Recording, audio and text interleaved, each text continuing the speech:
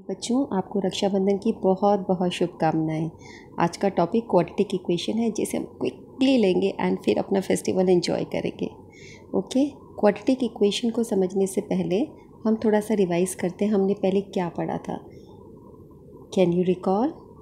ax² + bx + c is the standard form of quadratic polynomial. ये जो है ax² + bx + c, ये क्या है? Standard form of quadratic polynomial. तो इस फिलअप में आपका आएगा क्वाड्रेटिक पॉलिनोमियल। ओके, ये रहा क्वाड्रेटिक, ये वर्ड आएगा। द ओनली वेरिएबल, इसमें कौन सा वेरिएबल है? सिर्फ x है इसमें, वाई जेड नहीं दिख रहा ना। Only variable is x and here a and b and c are real numbers. इस डैश में आएगा रियल नंबर्स।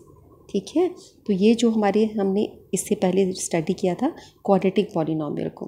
अब यहाँ पर डिफरेंस क्या रहेगा? अगर हम इस क्वाड्रेटिक पॉलिनोमियल को इक्वल टू 0 कर दें, इस क्वाड्रेटिक पॉलिनोमियल को जो हमने अभी स्टडी किया क्वाड्रेटिक पॉलिनोमियल, इसको इक्वल टू 0 कर दें तो ये क्वाड्रेटिक इक्वेशन बन जाती है। यानी क्वाड्रेटिक इक्वेशन के लिए पहले पॉलिनोमियल आपका क्वाड्रेटिक पॉलिनोमियल इक्वल टू 0 होना चाहिए, फर्स्ट कंडीशन हुई।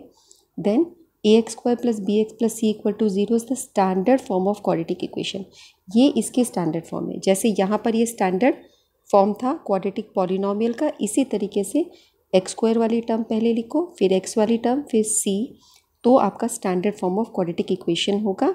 And here a is not equal to 0, क्योंकि a 0 हुआ तो इक्वेशन क्वाड्रेटिक नहीं रहेगी, वो लीनियर बन जाएगी। अब देखते हैं, वी कैन से दैट आपने क्वाड्रेटिक इक्वेशन को स्टडी कर लिया। क्वाड्रेटिक इक्वेशन में आपने देखा कि ax² + bx + c = 0 होता है आपका। ये स्टैंडर्ड फॉर्म है क्वाड्रेटिक इक्वेशन की। इसमें a की वेरिएबल है x, a b c real numbers हैं, a 0 नहीं होना चाहिए और ये पॉलिनोमियल ऑफ डिग्री 2 है। ये सारी कंडीशंस क्वाड्रेटिक इक्वेशन के अंदर होती हैं और इस तरीके से अगर लिखा होगा तो वो स्टैंडर्ड फॉर्म होगा। चलो अब हम देखते हैं हमारे पास कौन कौन से एग्जाम्पल्स दिए क्वाड्रेटिक इक्वेशन के। ये हमारे पास क्वाड्रेटिक इक्वेशन के एग्जाम्पल्स हैं।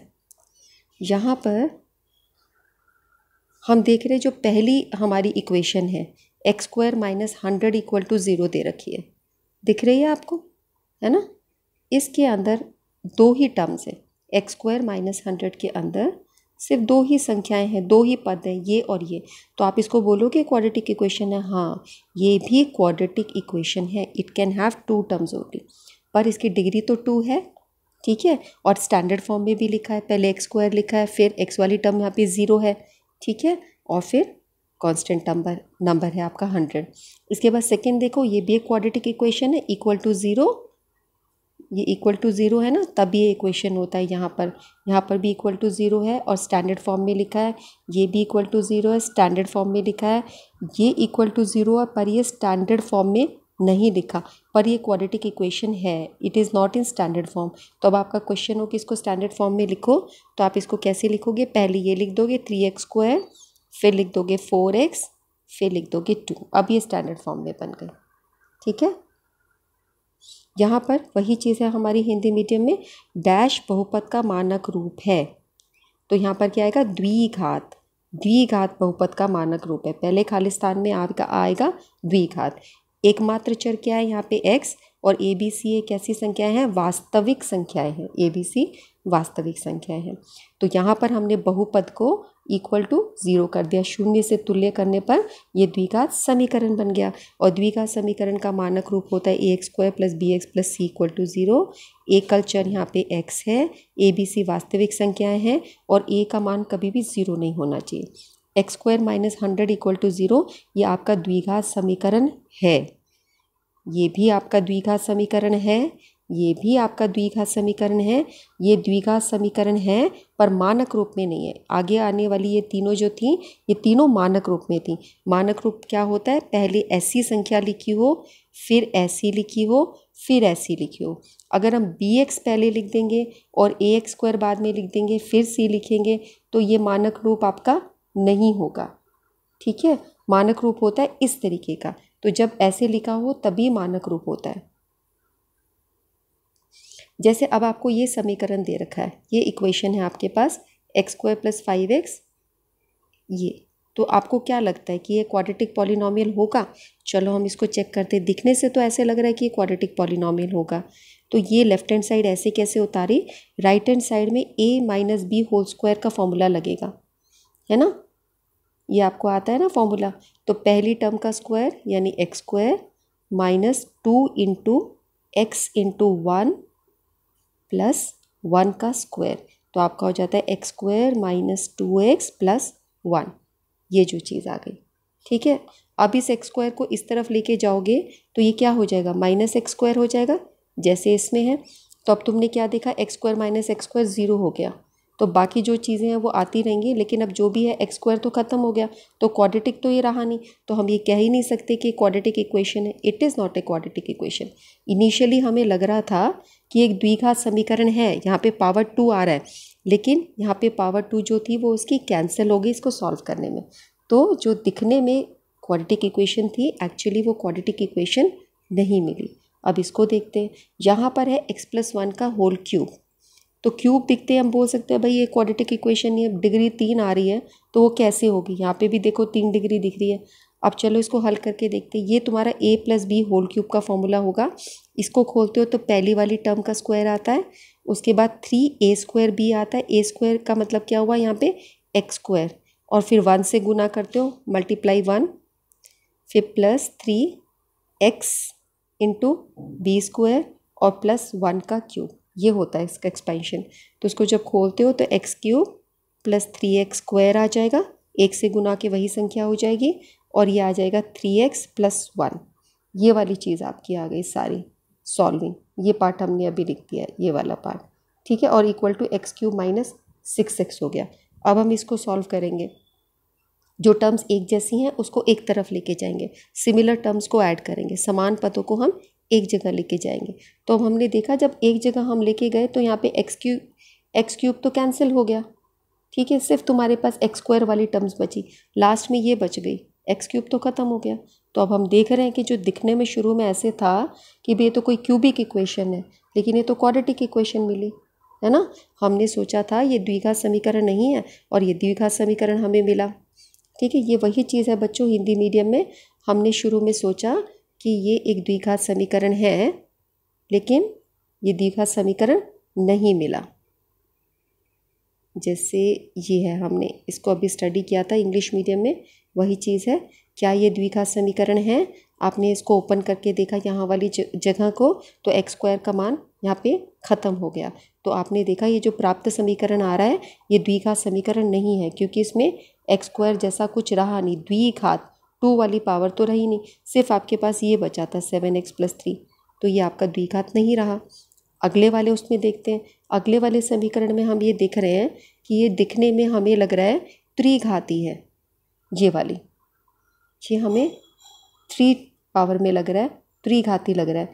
लेकिन जब हम इसको ओपन करके देखते हैं, जैसे अभी हमने देखा था, तो यहाँ पे एक्स क्यूब ख़त्म हो गया, आपके पास द्विघाती बचा, तो ये आपका द्विघात समीकरण है। तो जब भी आपको आइडेंटिफाई करने को दिया जाए आप उसको पहले सॉल्व करेंगे। अब इसका क्या ज़रूरत है, क्यों हमें क्वाड्रेटिक इक्वेशन को स्टडी करना चाहिए, क्या ज़रूरत है हमारी लाइफ में। देखिए एक क्वेश्चन देखते हैं। यहाँ पर आपके पास एक रेक्टेंगुलर फील्ड है जिसका एरिया है 700 मीटर स्क्वायर। इसकी लेंथ 15 मीटर ज़्यादा है ब्रेड्थ से, तो अगर ब्रेड्थ x है तो लेंथ है x+15, ठीक है। अब हमें इसको वैल्यू को फाइंड आउट करना है कि लेंथ कितनी है और ब्रेड्थ कितनी है। तो आप यहाँ पे की इक्वेशन आपकी बनेगी कि एरिया ऑफ ए रेक्टेंगल क्या होता है, लेंथ इंटू ब्रेड्थ। लेंथ की जगह आप लिख देंगे x, लेंथ की जगह लिखेंगे x+15 और ब्रेड्थ की जगह लिखेंगे x, ठीक है। तो ये तुम्हारा हो गया length into breadth. Length is 15 metre more, length आपकी x+15 थी, इसको गुना कर दिया x से, तो आपके पास ये इक्वेशन आ गई। ये इक्वेशन कैसी इक्वेशन है, क्वाड्रेटिक इक्वेशन है, एक द्विघात समीकरण है। तो द्विघात समीकरण को इसलिए हमें स्टडी करना है कि हम इस तरह की इक्वेशंस को सॉल्व कर सकें। हम देख रहे हैं कि एक द्विघात समीकरण हमारे पास आ गया है। इसको जब x को x से मल्टीप्लाई किया तो एक्स स्क्वायर आया, x को जब 15 से मल्टीप्लाई किया तो 15x आया, और जो इस 700 था इसको इस तरफ लेके आ गए तो -700 हो गया, इक्वल टू 0। तो क्वाड्रेटिक इक्वेशन बन गई, द्विघात समीकरण बन गया। इक्वल टू 0 भी है, x की पावर 2 भी है। तो हमें इस तरह के समीकरणों को निकालना सीखना होगा। यहाँ पर हमारे पास क्वेश्चंस हैं कि इसको स्टैंडर्ड फॉर्म में लिखो। इसको मानक फॉर्म में लिखो। तो मानक फॉर्म क्या होती है, पहले आप एक्स स्क्वायर वाली टर्म लिख दोगे, एक्स स्क्वायर, दूसरे नंबर पे क्या है -11x, ये लिख दोगे, और फिर तीसरी हो गई 30। ये तुम्हारी मानक हो गई, मानक तरीका हो गया, स्टैंडर्ड फॉर्म हो गई या मानक रूप हो गया। दूसरा है degree of polynomial in quadratic equation. Degree of polynomial quadratic equation में 2 होती है। किसी द्विघात बहुपद में बहुपद की घात 2 होती है। तीसरा प्रश्न है which of the following is quadratic equation. इसमें से कौन सी क्वाड्रेटिक इक्वेशन है, कौन से द्विघात समीकरण है, इनको हम लेते हैं। ये आपके क्वेश्चन नंबर 1 का आंसर है। आपने इसको मानक फॉर्म में लिखा है, स्टैंडर्ड फॉर्म में।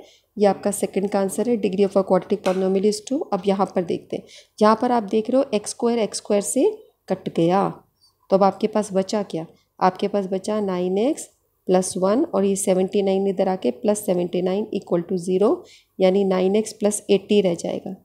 ठीक है, ये आपको सॉल्व करने की ज़रूरत ही नहीं है, सिर्फ वो ये पूछ रहा है क्या ये समीकरण द्विघाती हैं, क्या ये क्वाड्रेटिक इक्वेशंस हैं। तो हम बोलेंगे ये क्वाड्रेटिक इक्वेशन नहीं है, no it is not a quadratic equation, ये द्विघात समीकरण नहीं है। यहाँ पर देखो ये द्विघात समीकरण है, =0 भी आ रहा है और ये मानक फॉर्म में रखा हुआ है।